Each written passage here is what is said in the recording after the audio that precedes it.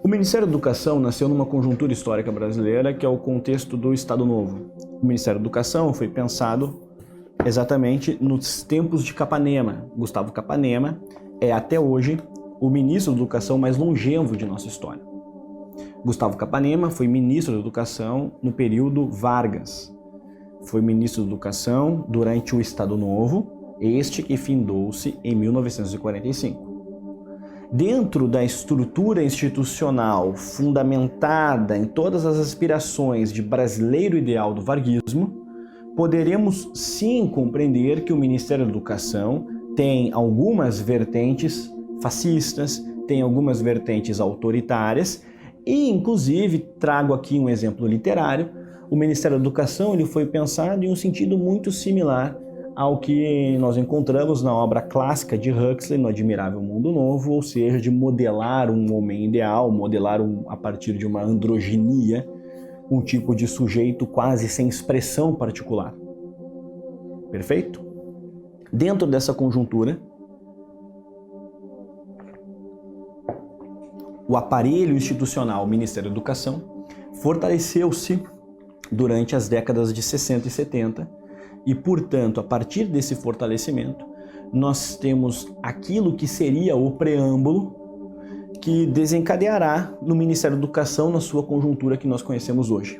Durante estas fases, o Plano Nacional de Educação ele foi pensado, ora com alguns nomes, ora com uma outra estrutura, mas sempre acoplado com a Lei de Diretrizes e Bases da Educação, que também tem outras ramificações, mas que fortaleceu-se a partir das décadas de 60 e 70. Ou seja, para existir o Ministério da Educação tirânico nos tempos, por exemplo, de lulopetismo, nós precisamos compreender que existia um aparelho institucional que é anterior à era petista. Este aparelho institucional fez com que todo o processo de desenvolvimento pedagógico fosse já bem desenvolvido sem precisar de grandes viradas de mesa. Pensemos que o nosso Estado ele é tão questionável sob o ponto de vista minimamente intelectual que quem assinou o Plano Nacional de Educação foi a Dilma Rousseff. Vejam só, Dilma Rousseff assinou o Plano Nacional de Educação.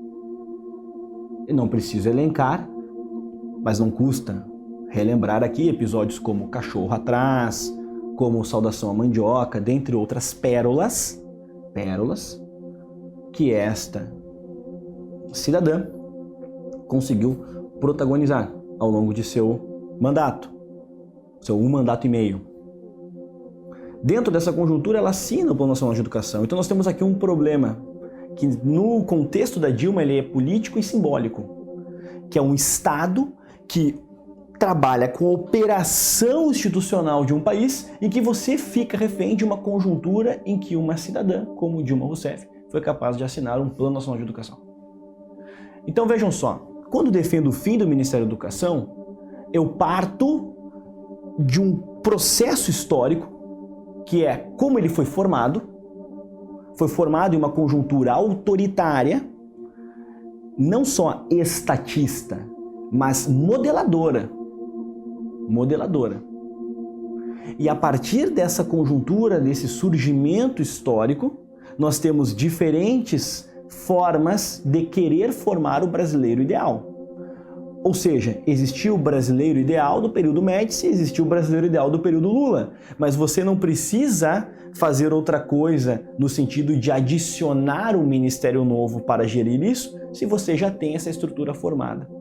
E mais do que isso, Ministério da Educação e pontos que são correlatos a ele, como professores e escolas, são tidos como bases sacrossantas. Experimente você questionar o 15 de outubro, a data dos professores, dentre outras situações simbólicas que os professores possuem.